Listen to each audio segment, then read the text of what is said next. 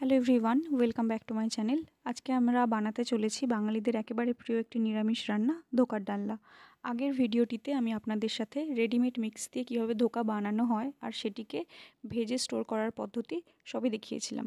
এবার আজকে সেই ভাজা ধোকা দিয়েই আমি বানাবো ধোকার ডালনা। তো চলুন দেখা যাক এখানে কী কী ইনগ্রিডিয়েন্টস লাগছে। প্রথমে 4-5টা মিডিয়াম সাইজের আলু আমি চৌকো চৌকো করে কেটে নিয়ে কিছুটা জল, নুন, হলুদ দিয়ে প্রেসার কুকারে আমি সেদ্ধ হতে বসিয়ে দিয়েছি। আর এখানে একটা ছোট মিক্সিং জারে আমি নিয়েছি 2টো মিডিয়াম সাইজের টমেটো, একটু কাঁচা লঙ্কা আর আদা। কাঁচা লঙ্কা এখানে আমি 4-5টা নিয়েছি আর আদা নিয়েছি 3-4 কোয়া পর্যন্ত। এবার আপনারা আপনাদের তরকারির পরিমাণ অনুযায়ী আদা, টমেটো আর কাঁচা লঙ্কার পরিমাণ কম বেশি করতে পারেন। নিরামিষ ধোকার ডালনা অনেকেই অনেক রকমভাবে বানান। আমি আজকে যেভাবে বানিয়েছি সেটাই আমি আপনাদের সাথে শেয়ার করব।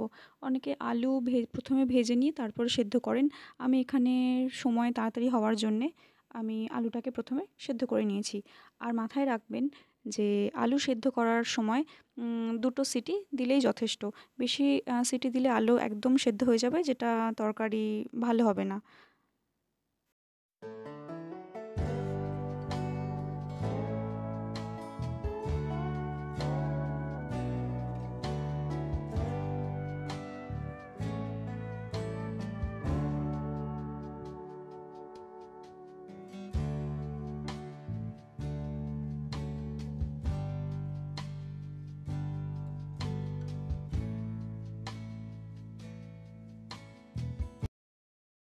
এখানে প্রায় আমার আলু সেদ্ধ হয়ে গেছে। এবার আমি গ্যাসটাকে অফ করে এবার আমি কী কী মশলা লাগবে সেটার একটা গ্রেভি বানিয়ে নিচ্ছি।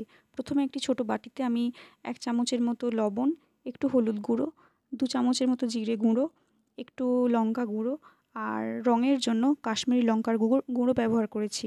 এই আর অল্প একটু চিনি দিয়ে দিয়েছিলাম। দিয়ে একটু জল দিয়ে আমি এটাকে ভালো করে একটা পেস্ট বানিয়ে রাখবো। যাতে গুঁড়ো মশলার সাথে আগে থেকে জল পেস্ট করে রাখলে গুঁড়ো মশলাগুলো ভালো করে গুলে যায়। এতে তরকারিটা খুব সুস্বাদু হয়।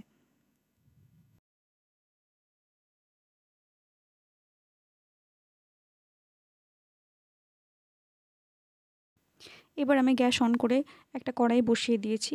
কড়াইতে আমি পরিমাণ মতো একটু সাদা তেল, আম জিরে, তেজপাতা ফোড়ন দিয়ে দেব। আর তার মধ্যে দেব কাঁচা লঙ্কা।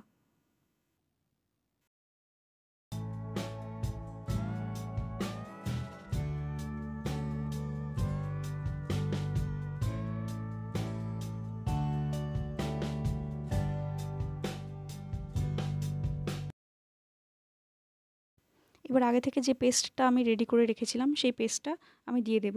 আর ভালো করে কষিয়ে নেব। যতক্ষণ না আ টমেটোর কাঁচা গন্ধ চলে যাচ্ছে ততক্ষণ ভালো করে কষিয়ে নেব। এবার কষানো হয়ে গেলে তারপর এতে আগে থেকে যে মশলার পেস্টটা আমি ছোটো বাটিতে করে রেখেছিলাম, যে হলুদ, জিরে গুঁড়ো, লঙ্কা গুঁড়ো, অল্প একটু চিনি, এগুলোর সব পেস্টটা আমি এতে দিয়ে দেব। আর সব মশলা আর এই টমেটো পেস্টকে একসাথে কষিয়ে নেব যতক্ষণ না তেল ছেড়ে আসছে।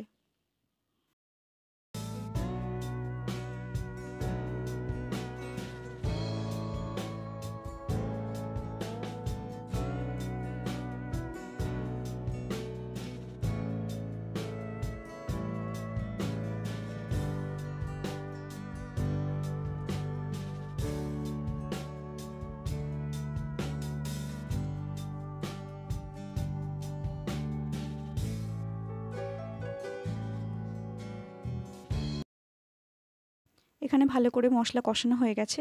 এবার আমি আগে থেকে যে আলু সেদ্ধ করে রেখেছিলাম, সেই আলুটাকে শুধু আলুটা ছেঁকে নিয়ে আমি এতে দিয়ে নেব। আর ভালোভাবে আলুর সাথে মশলাটা কষিয়ে নেব। এখানে কোনো জল আমি অ্যাড করিনি, শুধু আলুটাই আর কি দিচ্ছি। এবার ভালো করে মশলা আর এই আলুর আ মানে ভালো করে কষিয়ে নেওয়া হয়ে গেলে তারপরে এবার আস্তে আস্তে আমি আলু সেদ্ধর যে জলটা ব্যবহার করেছিলাম সেই জলটাই দিয়ে দেব।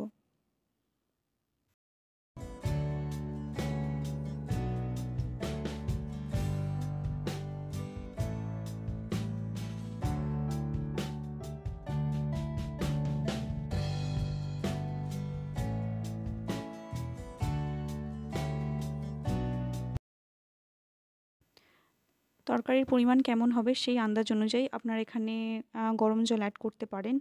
আমার জল অ্যাড করা হয়ে গিয়েছিল। এবার আগে থেকে যে আমি ভেজে রেখেছিলাম ধোকাগুলো, সেগুলো আমি এতে অ্যাড করে দেব তরকারির মধ্যে।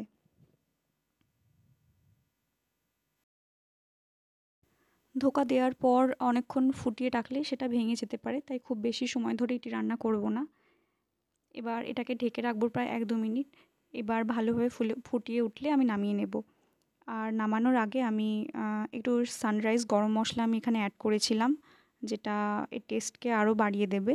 আপনারা চাইলে গরম মশলা নাই ব্যবহার করতে পারেন, কিন্তু আমি বলবো যে গরম মশলা অবশ্যই অ্যাড করবেন। তো আমাদের প্রায় রান্না কমপ্লিট, শেষের পথে।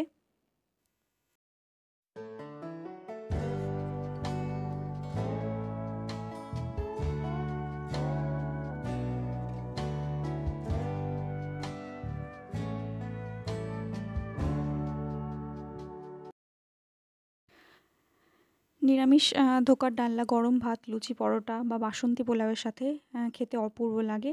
আর যেহেতু এটা নিরামিষ, যেকোনো পুজো বা নিরামিষ দিনে একদম আদর্শ।